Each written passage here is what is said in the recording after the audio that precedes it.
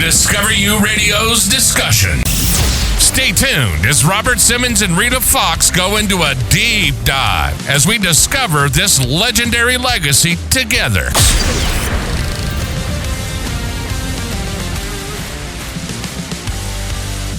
You often hear this really common narrative about how people leave a deeply held belief system, right?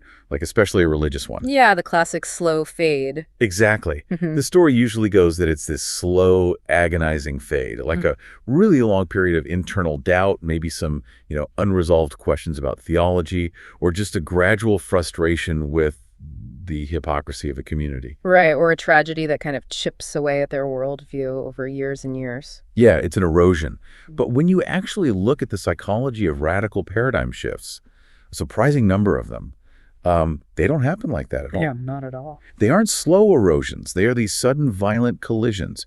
Someone is just walking along, perfectly content, deeply passionate about their worldview, and they trip over a single piece of new information.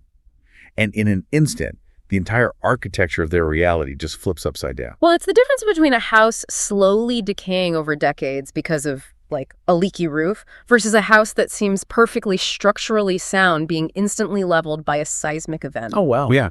I mean, the foundation was there 1 second and completely gone the next. And the really fascinating thing about that seismic event is the choice it forces on you, because when that structural collapse happens, you can't just unsee the rubble. You really can't. You're just stuck standing in it. Right. You either have to aggressively close your eyes, pretend the walls are still standing, and try to go about your daily routine in the wreckage, or you have to clear the lot and start completely over from the dirt up. Which is terrifying. It's absolutely terrifying. And that brings us to the core of what we are unpacking today for this deep dive.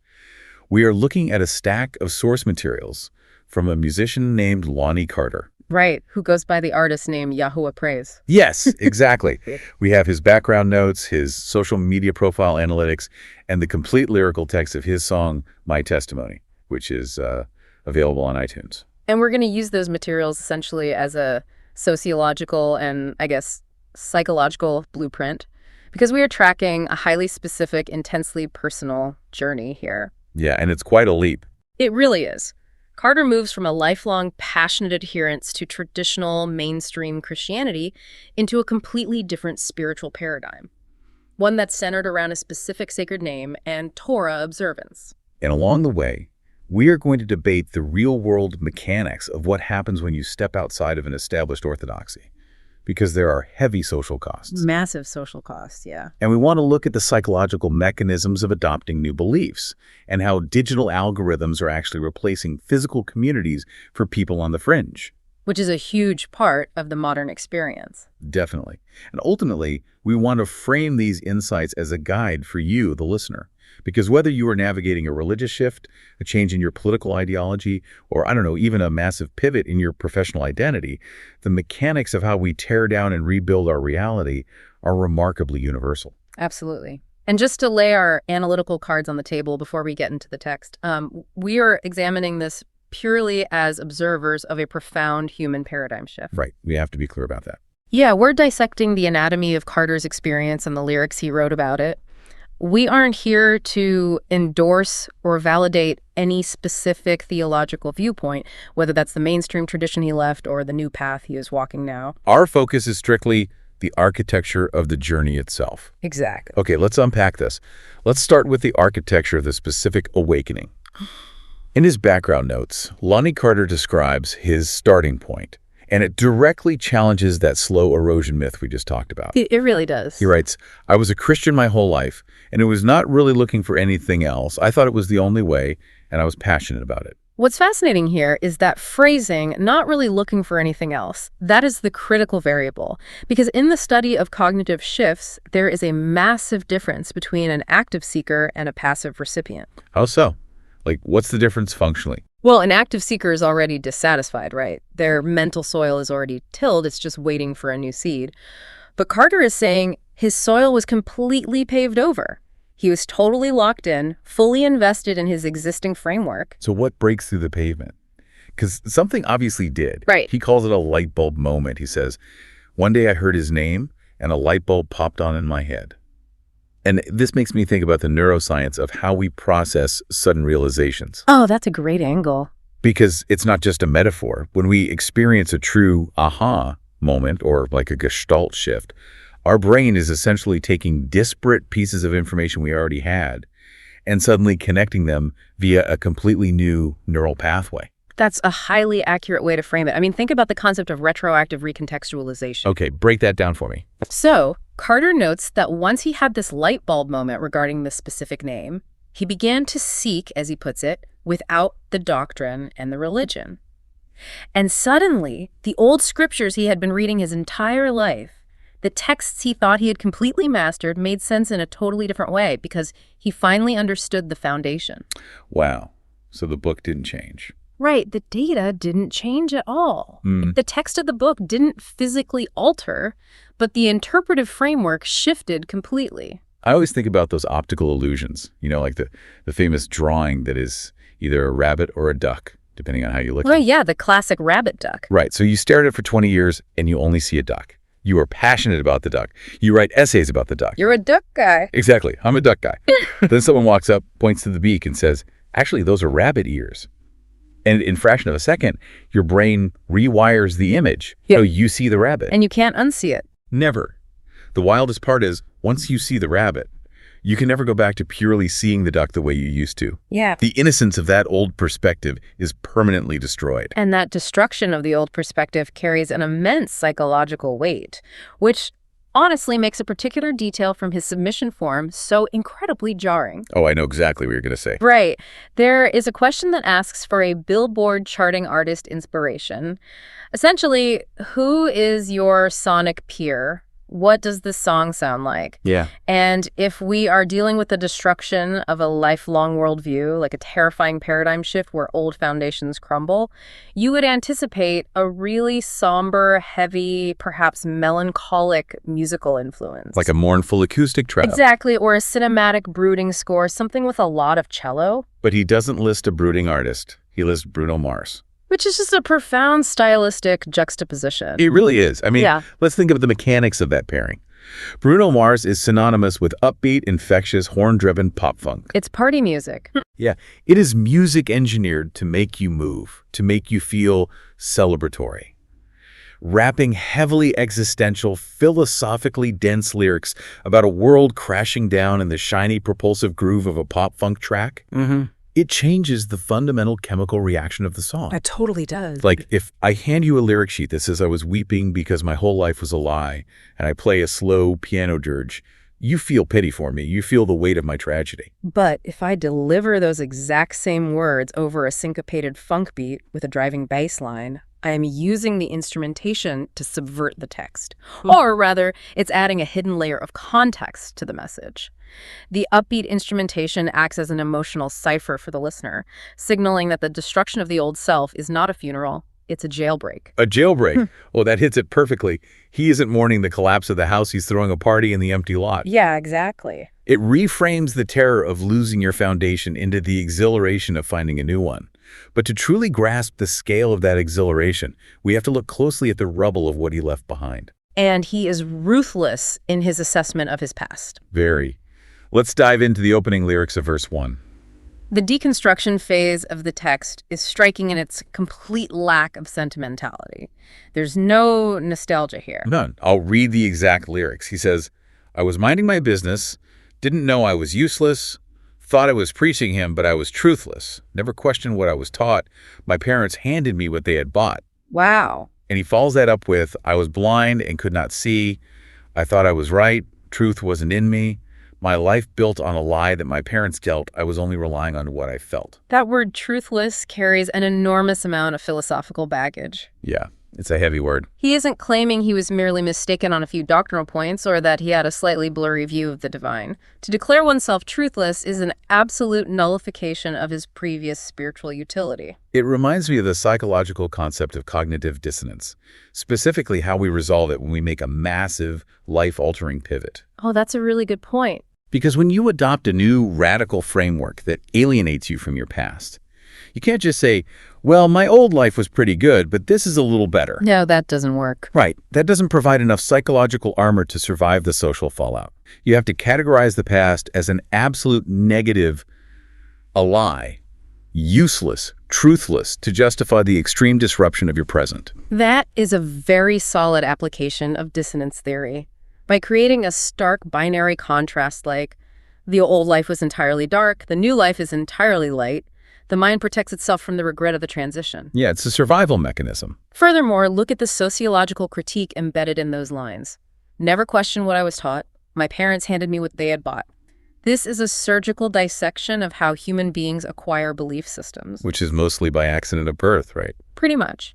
We like to view ourselves as rational actors who survey the marketplace of ideas, carefully weigh all the evidence, and select the most logically sound worldview. When the reality is, most of us just move into the ideological house our parents built and never bother to check if the foundation is actually poured concrete or just painted cardboard. Precisely. It is the sociological transmission of orthodoxy. He is identifying the difference between inherited faith and discovered faith. Yeah. An inherited belief relies heavily on environmental familiarity. He mentions relying on what I felt. That feeling of rightness in an inherited belief system is often just the comfort of the familiar. It feels true because everyone around you acts as if it is true. It's a shared tribal consensus, not necessarily an independently verified reality. Exactly. But, I do want to push back on his self-assessment just a little bit here. Okay, let's hear it. Because when I read his notes where he says he was passionate about it, and then I hear him call that past truthless, I wonder if he's being overly punitive toward his former self. Interesting. Why do you say that? Well, even if we accept his premise that his theological framework was upside down, wasn't the underlying mechanism of his passion the very engine that allowed him to pivot? Like, if he had been entirely apathetic, if he just sat in the pew out of cultural habit and didn't actually care about the divine blood, he probably wouldn't have even noticed when he heard a new name. Right, he would have just ignored it. His brain wouldn't have bothered to process the light bulb moment. That is a crucial nuance. You are pointing out that the object of his devotion may have changed, but the capacity for devotion was honed in his previous life. Right. It's like someone who spends 20 years training as a classical pianist, realizes they actually want to play jazz, and then calls their classical training useless. It wasn't useless. It wasn't. It built the finger dexterity, the understanding of music theory, the discipline. It built the vehicle, even if they decided to drive it to a completely different destination. I think you are entirely correct from an objective standpoint. The passion was definitely the primer. However, from the subjective standpoint of the seeker in the immediate aftermath of an awakening, nuance feels like a compromise. Oh, I see. When you wake up from what you perceive as a lifelong sleep, the instinct isn't to thank the bed for being comfortable. The instinct is to resent the bed for keeping you unconscious. Wow. That is incredibly relatable. I remember a much lower stakes version of this from my own life, actually. Oh, really? What happened? So I grew up believing a very specific, highly dramatized version of my family's history, like this epic story my grandfather told about how we arrived in the country. It was foundational to my identity. I think every family has one of those. Right. And in my 20s, I actually looked up the immigration records and realized the story was complete fiction. Oh, no. It was just a tall tale he spun. And for about a year, I was furiously angry. I felt betrayed by my own history. I couldn't see the charm in the story anymore. I only saw the lie. It takes time to integrate a paradigm shift without violently rejecting the past. And Carter is actively in that phase of violent rejection, which serves to clear the psychological space for his catalyst. Because nature abhors a vacuum, and so does human cognition. Yeah, you have to fill it with something. Exactly. If you evacuate the inherited beliefs of your parents, something highly specific must rush in to fill that void. Let's look at verse 2 and the chorus, which details the exact nature of this incoming catalyst. This is where the narrative shifts from deconstruction to reconstruction. In verse 2, he sings, "Then he told me he had a name, and I have never been the same. The truth caused me to weep. He woke me up out of my sleep." The emotion there is so raw. It really is. And the chorus reinforces this. This is my testimony. I'm telling you now, my life was shaken, turned upside down. Everything I knew came crashing down the moment I heard that holy sound. And then we get the real core of it. Yes. Then we get the two most revealing lines in the text. Minding my business, eating unclean food. Then I looked up, and there he stood. I heard the words, "I have a name. Yahuwah, I was never the same." If we connect this to the bigger picture, The invocation of the specific name Yahuwah is the fulcrum of this entire text. We really have to examine the profound historical and psychological weight of naming. Yeah, because it's not just a label. Not at all. In the ancient Near Eastern context, and particularly in Hebrew thought, a name is not merely a phonetic identifier used to get someone's attention in a crowded room. A name is believed to contain the essence, the character, and the very authority of the entity it belongs to. Whereas in the mainstream traditional Christianity that Carter is leaving behind, the deity is almost exclusively referred to by categorical titles like God or Lord or the Almighty. Those are descriptors of rank or function. Exactly. Taking that a step further, referring to the divine solely by a title creates a structural psychological distance. If we look at the linguistics of it, God is a category. There are many gods in human history. Lord is a feudal title denoting hierarchy. When a seeker transitions from addressing the divine via a categorical title to using a highly specific, restored Hebrew name like Yahweh, the psychological proximity collapses instantly. The relationship shifts from institutional to fiercely intimate. Here's where it gets really interesting to me. The mechanism there feels very akin to penetrating a guarded social circle. How do you mean? Imagine you are interacting with a very high-profile, highly guarded public figure. Everyone calls them Mr. President or Madam Secretary. You only know them through their public relations output, their official edicts. You feel a sense of reverence, but it is cold. It is structural. Sure. Then one day, they bypass the Secret Service, pull you aside and say, my private birth name is actually John or whatever, and I'm giving you permission to use it. Oh, wow. The psychological shock of that intimacy would absolutely bring someone to tears. It creates an instant exclusive bond. You possess a specialized knowledge that the masses outside the gates do not. And that specialized knowledge is highly potent. It acts as the anchor for the new identity. But the brilliance of Carter's lyrics is that he doesn't leave this awakening in the abstract philosophical realm. No, he grounds it. He really anchors it in the mundane physical reality of a Tuesday afternoon. That line, minding my business, eating unclean food, is doing an incredible amount of heavy lifting. Let's drill down into that, because I noticed that too. Why is the specific mention of unclean food the telltale marker of his paradigm shift? Because it transitions the story from a private, internal change of heart into a highly visible, external change of behavior. In mainstream Christianity, based on interpretations of New Testament texts, the dietary laws outlined in the Torah, the first 5 books of the Hebrew Bible, are generally considered nullified or fulfilled. Meaning you don't have to follow them anymore. Right. The prohibition against eating pork, shellfish, or certain mixtures of food does not apply.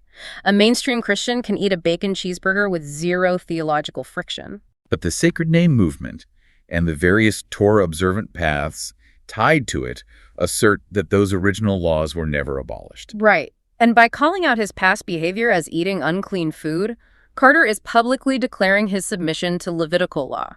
He isn't just changing his vocabulary, he is rewiring his biological rhythms. He's literally changing what he consumes. He's changing what he purchases at the grocery store. He is changing where he can eat out with his friends.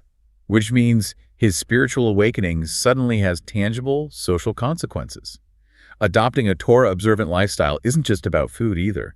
It usually encompasses observing the seventh-day Sabbath from Friday evening to Saturday evening, which fundamentally alters your work schedule and your social weekend. Yeah, that's a huge shift in modern society. And it involves keeping the biblical feast days instead of mainstream holidays like Christmas or Easter. And that is the exact flashpoint where the internal realization collides violently with external reality.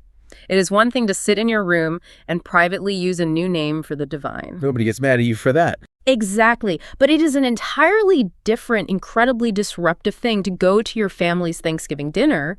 The family that handed you your original faith refused to eat the ham, refused to participate in the holiday, and implicitly signal that their entire lifestyle is fundamentally out of alignment with the truth. Oh man, that inevitably triggers an immune response from the community. Which brings us right to the social fallout detailed in verse 3. The fallout is unavoidable. He sings, I started seeking his food. I had to know.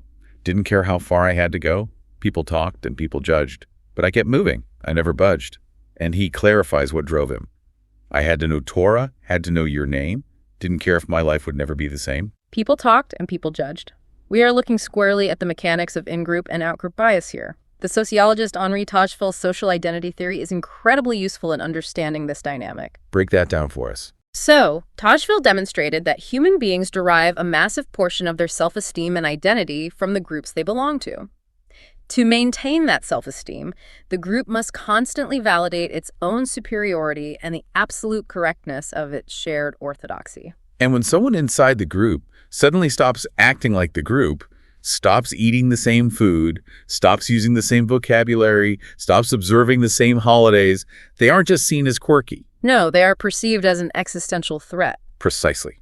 Because if Lonnie Carter is right, if the foundation really is upside down, if the name matters, if the dietary laws are still in effect, then the entire community he left behind is wrong. Wow. Their foundation is the one made of cardboard. And a tight-knit religious community cannot tolerate that level of cognitive dissonance walking among them. So the sociological immune system kicks in, they must label him, they talk, they judge. They have to isolate the infection. Right. They categorize him as an outcast or a heretic. Right. By invalidating him, they protect the integrity of their own shared reality. It's so true. The apostate is always treated more harshly than the outsider who never believed in the first place. Well, absolutely. Because the person who never believed is just ignorant in their eyes. But the apostate is a traitor. They knew the truth and walked away from it. But, I have to bring up a massive paradox in Carter's own narrative here. Okay, what is it? In his submission notes, he explicitly states that he began to seek without the doctrine and the religion.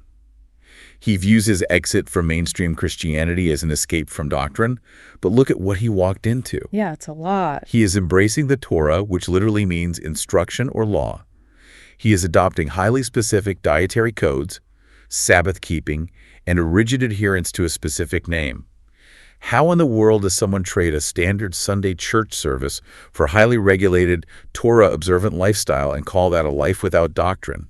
Isn't he just swapping one heavy backpack of rules for another, arguably heavier backpack? That is the ultimate observer's critique of the seeker's journey, and it's a really valuable tension to explore. From an empirical third-party perspective, yes, you are absolutely right. He has replaced System A with System B, and System B is undeniably more behaviorally restrictive. Right. But we have to analyze this through the subjective phenomenology of the seeker. We have to ask why System B feels like freedom to him. Walk me through that psychology. How does restriction feel like liberation? It comes back to the concept of agency. In verse 2, he sings, "I had to study to show myself approved." Think back to the inherited faith we discussed earlier. When you were handed a set of doctrines by your parents, you were wearing a suit tailored for someone else. You didn't pick it out. You didn't pick the fabric. You didn't measure the inseam. You just wear it because you are told you have to. That feels like religion in the oppressive institutional sense. It feels like blind compliance. But when you stumble upon a blueprint, tear the house down and rebuild it yourself. Yes. When he actively reads the text, engages in the research, experiences the light bulb moment, and chooses to submit himself to the Torah, the psychological dynamic flips entirely. I see. The rules are no longer external impositions handed down by an institution. They're internal convictions he has fought for. To the seeker, adopting a rigorous set of laws that they have personally investigated and chosen does not feel like bondage. It feels like acquiring a skeleton. It gives them structure. Exactly. It gives them posture and strength. He didn't abandon doctrine. He abandoned unexamined doctrine. He traded blind compliance for willful submission. And that willful submission is what gives him the armor to withstand the judgment of his old peers. When people talk and judge, he can shrug it off because as he sings, every step forward felt brand new. It's empowering. But let's be realistic about human biology and sociology here. Human beings are deeply fundamentally social primates. We cannot survive indefinitely in a state of isolation. We really can't. You can be as intellectually brave as you want, but eventually, the pain of being an outcast takes a toll.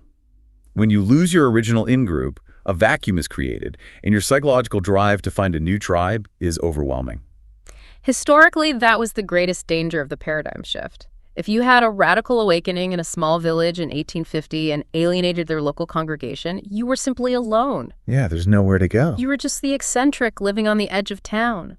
The physical geography limited your ability to find a new tribe. You might live your whole life without ever meeting another person who shared your specific revelation. But the digital age has completely obliterated geographic limitations.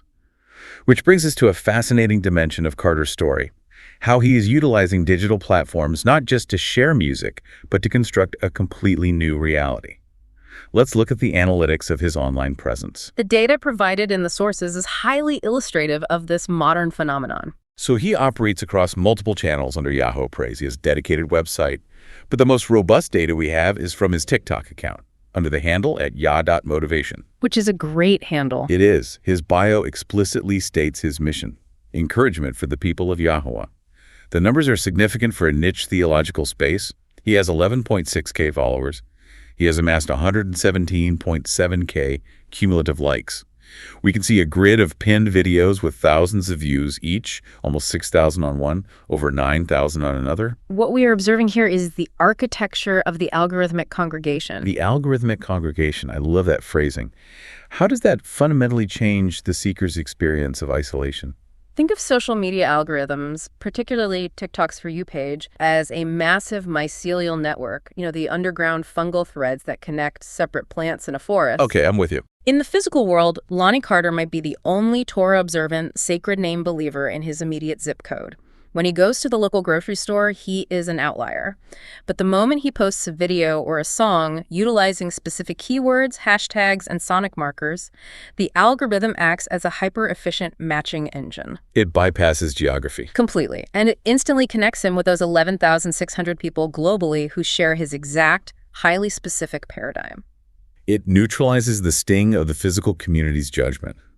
Verse 3 says, people talked and people judged. Those are the people at his old church, his neighbors, maybe his extended family, the physical outgroup. Right. But his TikTok account acts as a digital counterweight. For every person who rolls their eyes at him in the physical world, the algorithm delivers a dozen people who validate, encourage, and praise him in the digital world. The pain of local ostracization is essentially medicated by global algorithmic validation. And we have to analyze the specific function of a song like My Testimony within that digital ecosystem. In a physical church, music is used to synchronize the emotional state of the congregation, right? Yeah, everyone sings together. Everyone sings the same words at the same tempo, breathing at the exact same time. It creates physiological and psychological unity. In the digital space, an audio track serves a similar but decentralized purpose. My Testimony becomes a piece of cultural currency. Because it's not just a song he is performing for them. It's an audio track they can use to soundtrack their own videos. Precisely. It becomes an anthem that the algorithmic congregation can rally around. It gives a polished, upbeat, Bruno Mars-esque voice to their shared, often painful experience of leaving the mainstream. It validates their specific journey. And the title of the song, My Testimony, is almost violently perfect for the platform it lives on. If we look at the sociology of TikTok as a platform, what is it, fundamentally? It's all personal stories. It is an endless, scrolling, global feed of personal testimonies. The entire architecture of short-form video is built on the parasocial intimacy of the front-facing camera. People staring directly into the lens and sharing their "my world was turned upside down" moments. Yeah, the classic story time format. Exactly. Here is how I survived my toxic family. Here's how I escaped corporate America. Here's my diagnosis journey. Here's how I found Yahua. The medium demands high emotion, deeply personal narrative over polished, abstract lectures. That is a brilliant synthesis of the medium and the message. Because the religious tradition of the testimony standing up in front of the congregation to declare what you have witnessed or experienced is ancient. It is a core pillar of many faith traditions. Right. But Carter has extracted that ancient format, stripped it of its physical institutional constraints, wrapped it in modern pop-funk production, and fed it into a machine learning algorithm designed to maximize human engagement. That's wild to think about. He hasn't just found a new community. He has crowdsourced a new congregation using the tools of the 21st century. It is a digital congregation where the entrance fee is no longer physical proximity or unquestioning adherence to inherited tradition. The entrance fee is a shared paradigm shift. You don't have to live in his town. You just have to resonate with the feeling of the floor becoming the ceiling. And that, ultimately, is why this specific deep dive matters far beyond the boundaries of the sacred name movement or Torah observance. It's bigger than just this one song. Much bigger. The theological specifics are unique to Carter and his followers. But the underlying mechanics of his journey, the transition from passive inheritance to active, disruptive seeking, are deeply human and widely applicable. So what does this all mean for us? We have spent this time tracking a profoundly disruptive psychological and social evolution. We watched Lonnie Carter identify the comfort of his inherited beliefs and then ruthlessly discard them because he realized they were handed to him rather than discovered. We examined the violent neurological shock of the light bulb moment, the weeping, the sudden waking from sleep, the retroactive rewriting of his entire past. We debated the brutal sociology of the in-group, the inevitability of being judged when you abandon the tribal orthodoxy. And we saw how he utilized the digital mycelium network of social media to crowdsource a new tribe, anchored by the upbeat, defiant joy of his music. It serves as a masterclass in the friction of the examined life. To live an examined life means accepting that your current equilibrium might be temporary. It means acknowledging that the cognitive dissonance of realizing you are wrong is a necessary price to pay for intellectual and spiritual autonomy. And we want to frame that directly for you, the listener. Because while you might not be navigating a shift regarding biblical dietary laws or ancient Hebrew names, you are navigating something. Whether your current operational framework is a religious tradition, a rigid political ideology, a secular philosophy, or even just the corporate culture of your career, you have to ask yourself a deeply uncomfortable question. Are you standing on a foundation you built, or a foundation you merely inherited? That's the real test. The mandate to study, to show yourself approved, to actively interrogate your reality rather than passively consuming what your parents, your culture, or your social media algorithm hands you is the fundamental requirement for true intellectual maturity. You cannot truly claim ownership of a belief system, a career path, or an identity until you have forcefully interrogated it. You have to be willing to ask the structural questions, knowing full well that the answers might trigger an earthquake. Which brings us right back to the beginning. Yeah, that house you've spent your whole life building. You know every creak in the floorboards, you feel incredibly safe, the walls keep the wind out.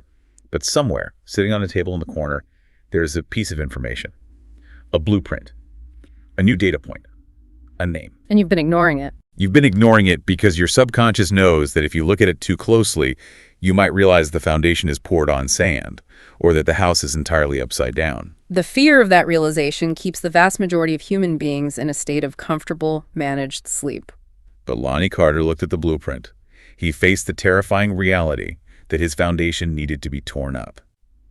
So we leave you with this final, lingering thought to mull over as you step back into your day. That's a tough one. Ask yourself honestly, if the core belief that gives you the absolute most comfort and security right now was suddenly, unequivocally proven to be an illusion, would you have the courage to weep, wake up from your sleep, and walk out into the unknown to start over? Or would you just close your eyes, hand the blueprint back, and go back to bed? It is the single most defining choice any of us will ever have to make. It truly is. Thank you for joining us on this incredibly dense, complex exploration today. We appreciate you diving into the deep end of human psychology and belief with us. Until next time, keep questioning your foundations, keep seeking the truth, and we will catch you on the next deep dive. Thank you for listening to Discover You Radio's discussions. We'd like to invite you to research the artist who was spotlighted on this episode and add them to your playlist. If they have a website, join their mailing list. You never know. They just may become the next legendary legacy through Discover You Radio. Because listeners like you made it possible. Thank you for your support.